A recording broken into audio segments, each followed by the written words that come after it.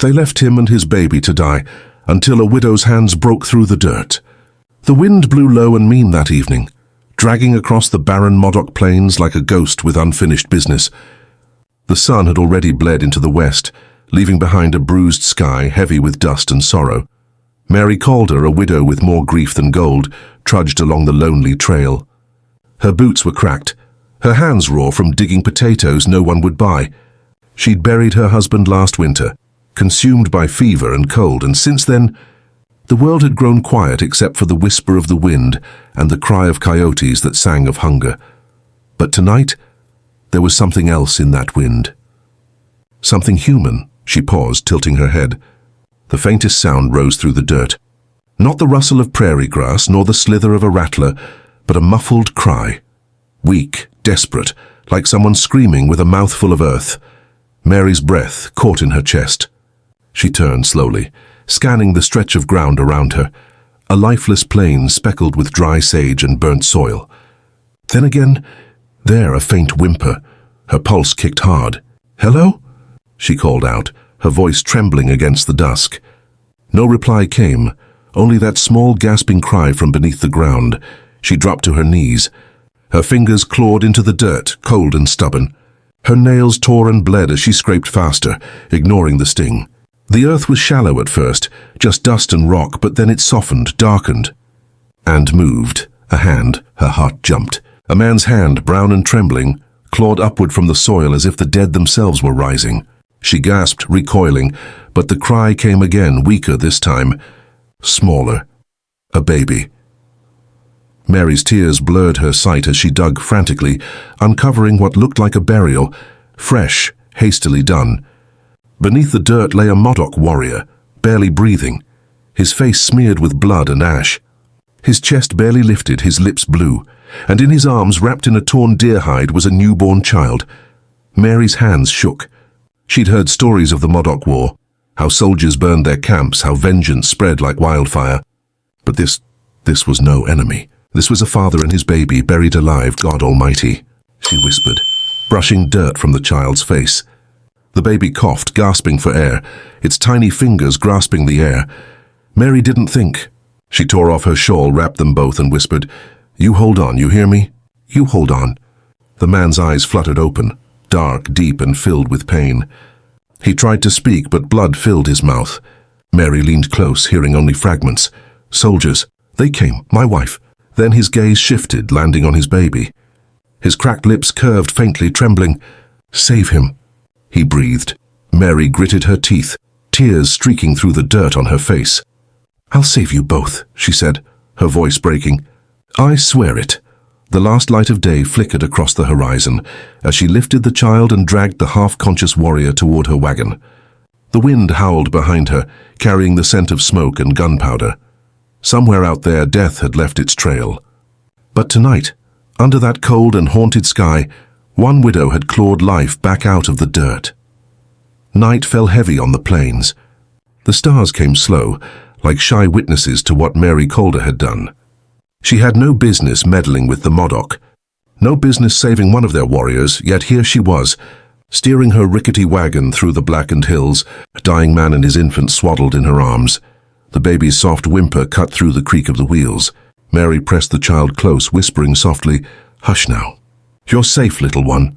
But even as she said it, her heart trembled with fear. Safe out here? Not with the cavalry on the prowl. Everyone knew Major Curtis's men were clearing the Modoc out of these lands. They called it justice. Mary called it vengeance. And if they found out she'd pulled a Modoc warrior from his grave, she'd be branded a traitor. Hung, maybe worse. The man stirred beside her. His breathing was shallow, ragged. Blood had crusted along his temple. Mary glanced down, lighting her small lantern, and for the first time saw the full truth of him. His tattoos, his war paint faded by dirt, the feathers tangled in his hair. But what struck her most wasn't the markings of war. It was the look of love still clinging to him, even half dead as his hand lay over the tiny bundle in her lap. "You're not going to die on me," she murmured. "Not after I'd undug you up from the grave itself." He opened his eyes, heavy with fever, and whispered something in Modoc tongue, soft, melodic, but foreign to her. Still, she felt what he meant. Gratitude, fear, hope. They reached her cabin near Tool Lake just before dawn. It wasn't much, just timber, dirt floor and smoke-stained rafters, but it was shelter. She laid the man on her bed and the baby near the fire. When she tried to clean his wounds, he flinched. His hand shot up fast, gripping her wrist like a viper's strike. Instinct, warrior reflex. But then he saw her eyes wide, trembling, unarmed, and he released her, muttering something low. "Easy," she said softly. "Oh, you're safe here." He closed his eyes again, and she could see he didn't quite believe her. Outside, the sound of hooves shattered the quiet. Mary froze. Her blood turned cold. Through the small window she saw them, 2 cavalry riders moving slow across the trail, rifles glinting in the morning light. One dismounted, kneeling to inspect the ground. They were tracking something, someone. Mary's pulse hammered. She snuffed the lantern, moved to the window and watched. "Tracks lead this way," one soldier said. "Looks like wagon wheels, fresh."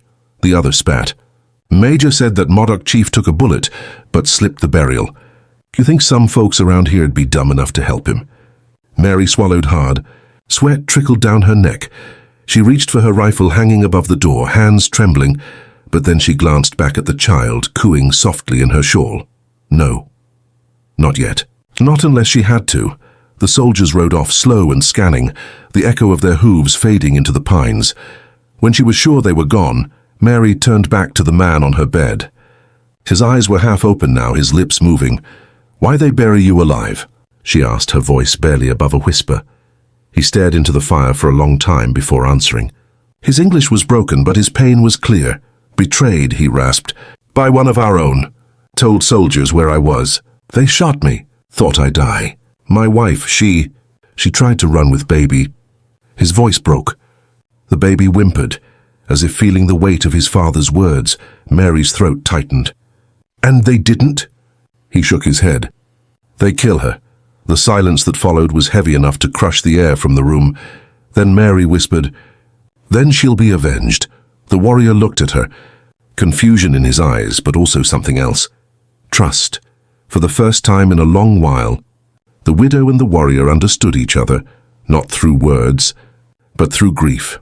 And outside, as the dawn bled over Tool Lake, the smoke of soldiers' campfires rose in the distance, coming closer. The hunt had begun. The next morning came pale and thin, the kind of dawn that feels like it's holding its breath. The smell of pine drifted through the cracks of Mary Calder's cabin, but underneath it was something darker, smoke. Mary stepped outside, clutching her shawl tight around her. From the ridge above Tool Lake, she could see thin trails rising into the sky, military fires.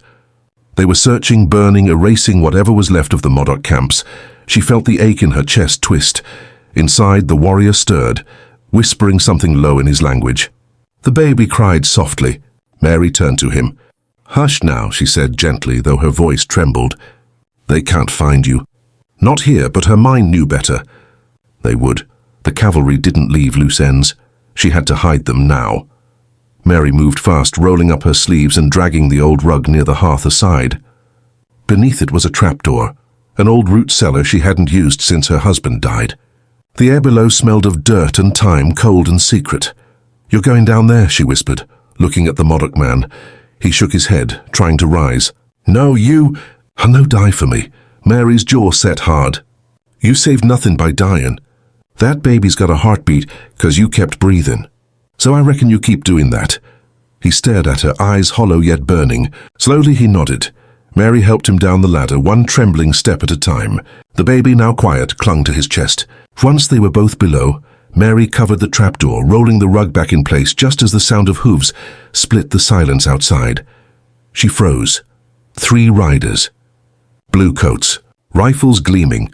One of them, broad-shouldered, scar along his jaw, swung down from his horse. His spurs jangled like tiny bells of doom. "Morning, ma'am," he said, tipping his hat. His tone was polite, but his eyes were the kind that had seen too much blood. "Name's Lieutenant Graves. You live alone?"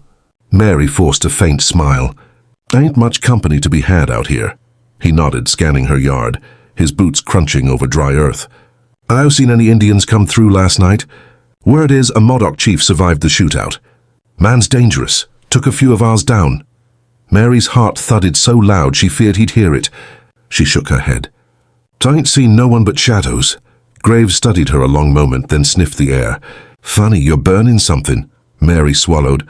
"The stew pot." She'd left it simmering to mask any other smell. "Just beans," she said, keeping her voice steady. He stepped closer to the cabin door. "Mind if I take a look inside?" Mary's pulse spiked. She moved quick, planting herself in the doorway. "Soldier, I don't tell you how to clean your boots, so maybe don't tell me how to clean my home." His gaze narrowed. The tension hung sharp as a drawn blade. Then, a baby's cry echoed faintly beneath the floorboards. Mary froze. Graves did too. His expression shifted, suspicion flickering like a spark. "You said you live alone." Mary's lips trembled. Her mind raced. She forced a tired laugh. "That's my neighbor's babe. She left him here while fetching water." Graves took another slow step closer. "That so?" Mary met his eyes, steady now. "That's so. You can ride down to the river if you don't believe me. She'll be there." The air between them was tight, a string pulled to its last fiber. Then Graves smirked slightly, tipping his hat again. "You got fire, ma'am. I respect that. But if you see something, anything, send word to the garrison." Mary didn't breathe until the horse's hoofbeats faded into the hills. When silence returned, she collapsed to her knees, chest heaving. Slowly, she pulled aside the rug, lifted the trapdoor. The warrior looked up, baby in arms. His eyes said everything: gratitude, guilt, and a promise he could never repay. Mary wiped her tears and forced a small smile. "They'll come back," she whispered. "But next time, we'll be ready." Outside, the smoke of the soldiers' fires grew darker, rising through the pine trees like a warning. The hunt hadn't ended. It had only just begun. By dusk, the smoke had thickened over Tule Lake, rolling low like a curse. The air smelled of char and metal. Mary Calder watched it from her porch, the baby sleeping against her chest. Each puff of wind carried the faint ring of hammers, shouting men, the clang of military steel. The soldiers were building a camp nearby, close enough that she could hear their horses whinny in the night. Inside the cabin, the Modoc warrior, still weak but alive, sat upright for the first time. His wounds had begun to close, though fever still clung to him like shadow. Mary stirred a pot over the fire, glancing at him. "You need food," she said. "Won't heal if you don't eat." He nodded once. "Name is Shonatka," he said quietly, his voice rough but steady. "My people call me Black Elk Feather." Mary blinked, setting the spoon down. "I'm Mary Calder." He met her gaze. "You dig grave open," he said simply. "Now, we share life." Those words settled heavy in her chest. She looked toward the window, where the orange glow of campfires flickered beyond the pines. "Ain't sure how long we'll have it to share." Shonatka frowned. "Soldiers come?" Mary nodded slowly. "And not just them. Someone told them where to look." She reached for her rifle, running a thumb along the worn wood. It ain't hard to guess who. Down in the valley lived Samuel Drayton, her late husband's friend. He'd turned bitter since the war ended, kept close to the soldiers, sold information for whiskey and silver. He was the kind of man who could smell desperation and trade it for his own comfort. Mary wrapped the baby tighter and whispered, "Drayton's been watching my place since last night." "I can feel it." Shonatka's dark eyes hardened. "He bring death," she nodded. "And I'll meet it first." That night, when the moon rose pale over the ridgeline, Mary saddled her old mule and rode down the narrow trail. The world was silent, except for the creak of leather and the low hum of crickets. She carried her lantern low, rifle across her lap. Drayton's shack sat half buried in scrub, lit by a single lamp inside. Mary dismounted quietly and stepped to the window. Through the thin glass, she saw him hunched at his table, a bottle in hand, and across from him Lieutenant Graves. Mary's stomach turned. She leaned closer. Graves's voice was low, but sharp. "We know he's alive, Drayton. We found the wagon tracks heading to your neighbor's place. If she's hiding him and you're lying to me..." Drayton lifted his shaking hands. "I told you, Lieutenant, I ain't sure. I seen her drag something heavy last night, but could have been feed sacks. I was going to check myself come morning." Graves's jaw flexed. "You'd best check faster. Major wants that Modoc leader before sunrise." Mary's fingers tightened around her rifle. A sound escaped her, a quiet, involuntary gasp. The men froze. Graves's head snapped toward the window. "Who's there?" Mary backed into the darkness. But it was too late. The door slammed open and Drayton stumbled out, lantern raised. The light cut through the pines, finding her face. "Mary," he shouted. "What in God's name?" She raised her rifle, voice trembling. "Don't take another step." Drayton froze, eyes wide. "You gone mad, woman?" "You sold me out before," she said. "Sold half this valley for a few silver coins. I won't let you sell them too." Graves stepped into the doorway, hand on his pistol. "Drop it, ma'am." Mary's heart pounded. "You'll have to shoot me, Lieutenant, but you ain't taking that man or his child." For a moment, silence ruled the world. Even the crickets stopped singing. Then Drayton broke it, his voice thin. "She's hiding him in her cabin under the floor." Graves grinned coldly. "Appreciate the honesty." Mary's world spun. She fired. The shot cracked through the night, shattering the lantern. Darkness swallowed them all. Horses screamed, men shouted, and Mary ran, boots pounding against the dirt. The echo of vengeance chasing her through the pines. She didn't stop until the ridge fell away beneath her, revealing the faint light of her cabin far below. Smoke still rose from its chimney. She whispered to herself, breath shaking, "God help me. They're coming." The night was black as spilled ink when Mary burst through the cabin door. Her lungs burned, her dress torn from the chase. She slammed the bolt shut and leaned against the wall, trembling. "They're coming," she gasped. "The soldiers, maybe a dozen." Drayton told him everything. Shonatka was already on his feet, blood seeping through his bandages. The baby stirred in its cradle, sensing the storm in their voices. "How long?" he asked hoarsely. Mary peered through the cracked window. Far off down the valley, lantern lights flickered. A slow, deliberate march. The sound of hooves rolled like distant thunder. An hour, maybe less. Shonatka looked to the baby, then to her. "You run." "Take him," Mary shook her head. "No. You stay, you die." She stepped closer, her eyes hard as flint. "I've already died once, Shonatka. When my husband passed, when my boy didn't make it through the winter. This ain't death. This is what's left after." He stared at her for a long moment, then bowed his head, accepting. Mary moved fast. She doused the lantern, barred the windows, and pulled down her husband's old hunting rifle. The wood was worn smooth from years of use, and as she held it, she felt him close again, whispering strength into her shaking hands. Outside, the wind picked up. The trees swayed and moaned as if the earth itself knew what was coming. Then, the dogs barked. Men shouted. The riders were here. Mary crouched beside the window, her breath shallow. The orange glow of torches cut through the dark as the soldiers surrounded the cabin. "Mary Calder," Lieutenant Graves's voice thundered through the cold. "By order of the United States Army, surrender the Modoc fugitive you're harboring." Mary didn't move. The baby whimpered softly in the corner. Graves shouted again, "You've got 1 minute before we burn this place to ash." Shonatka's jaw clenched. He pulled his knife from its sheath, eyes blazing. "I go," he said, voice low. "They stop if I go." Mary grabbed his arm. "You step outside, they'll kill you both." He met her gaze, fierce and calm. "Then we fight." A moment of silence passed between them, two souls bound by grief and fire. Then Mary nodded. "We fight." The first torch hit the wall. The dry timber hissed, then roared. Flames crawled along the planks, licking at the windows. Smoke filled the room, choking the air. Mary fired through the window. One shot, clean.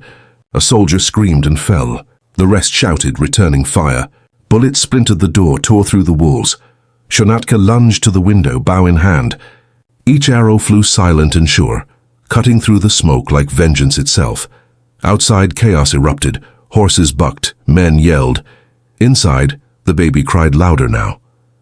The fire grew wild, painting everything in gold and red. Mary coughed hard, tears stinging her eyes. She turned to Shonatka. "There's a creek behind the ridge. Go now." He hesitated, shaking his head. "I not leave you." "You will," she snapped.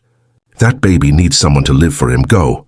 Another bullet tore through the roof, showering sparks. Shonatka grabbed the baby, wrapped him tight and locked eyes with her one last time. He whispered something in Modoc, soft, like prayer, and vanished through the back door into the smoke. Mary stayed. She fired again and again until the rifle clicked empty. The soldiers closed in, torches high, rifles raised. When Graves kicked the door open, the cabin was half engulfed in flame. Mary stood in the middle of it, face blackened with soot, eyes blazing with something more than defiance. Graves raised his pistol. Where is he? Mary smiled faintly through the smoke. Gone where your bullets can't reach. He hesitated. In that pause, the flames roared higher, the roof cracking above them. Mary took one last breath and whispered, "You'll remember my name, Lieutenant." The roof gave way. By dawn, Tule Lake was silent. Only embers remained of the Calder cabin. Down by the creek, hidden among the reeds, Shonatka cradled his child. His body ached, but his spirit did not. He watched the smoke curl into the morning sky and murmured a name, Mary. A single tear traced down his cheek, glinting in the sunrise. She had saved them both. And though the plains would forget many faces, hers would be remembered. In the wind, in the whisper of fire, and in every heartbeat of the child who once breathed beneath the dirt. Years later. The wind had not changed. It still whispered through Tule Lake the same way it had all those years ago. Soft, mournful, carrying the scent of ash and pine. A young man rode alone across the open plain, his horse kicking up dust the color of rust. His hair was long, his skin sun-dark, his eyes deep like the Modoc hills, but around his neck hung a silver locket. Old and tarnished, inside it, folded small and worn by time, was a lock of golden hair.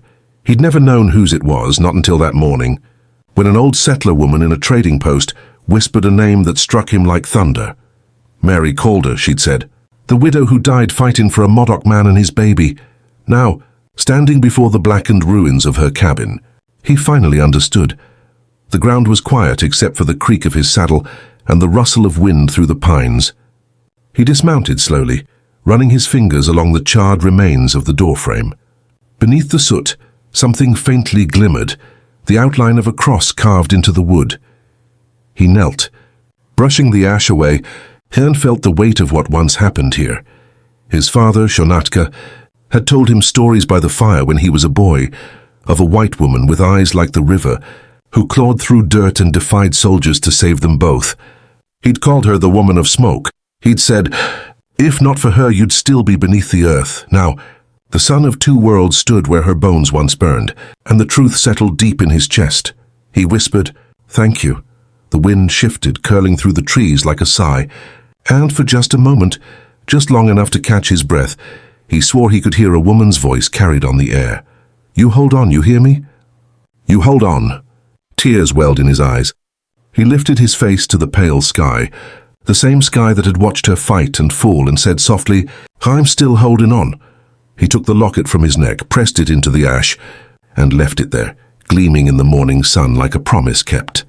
Then he turned his horse toward the ridge and rode on, his shadow stretching long across the valley, carrying her story with him into the wind. The plains were silent again, but somewhere beyond the horizon, a voice echoed eternal. She clawed through the dirt and saved them both. Years passed like dust over forgotten graves. The boy Tyan grew strong beneath the Modoc sun. He learned the ways of his father, how to track through silence, how to listen to the wind, how to read a man's soul by the way he carried his eyes. But at night, when the fire dimmed low, he'd stare into the flames and ask the same question. "Father," he'd whisper, "why did she save us?" Shonatka never had a simple answer. He'd say only, because her heart remembered mercy when the world forgot. But as Tyan grew, stories began to drift through the trading posts and forts, whispers that Lieutenant Graves had lived, burned but not broken, and that he'd sworn vengeance against the Modoc who escaped the fire. One night, as rain swept over the plains, Shonatka looked out into the dark and said quietly, "He's coming." At dawn, the thunder of hooves echoed through the valley. Smoke rose once more, not from homes but from pursuit. Graves had found the old Modoc camp, and this time he rode not with orders, but with hate. Shonatka led his son into the high canyons near Tule Ridge. "You go north," he said, gripping Tyan's shoulder. "There's safety past the river. Tell your children who she was, Mary Calder. Promise me." Tyan's eyes burned. "I'll come back for you." But Shonatka smiled faintly, his face lit by the morning fire. "No, my son, you'll come back for her story." Then he turned, knife in hand, to meet the soldiers head-on. When the smoke cleared, the ridge was quiet. Only one horse galloped north. Tyan rode hard until the world blurred, the wind mixing with tears he couldn't stop. Behind him the valley burned again, the fire of vengeance consuming what mercy once built. Years later, The war had long ended, but the ghosts hadn't. Tayan had become a man, half Modoc, half orphan of the white world. He traded pelts, guided settlers, lived between two worlds that both called him stranger. Yet every time he passed through Tool Lake, he felt it, her presence in the wind, her name etched into the silence.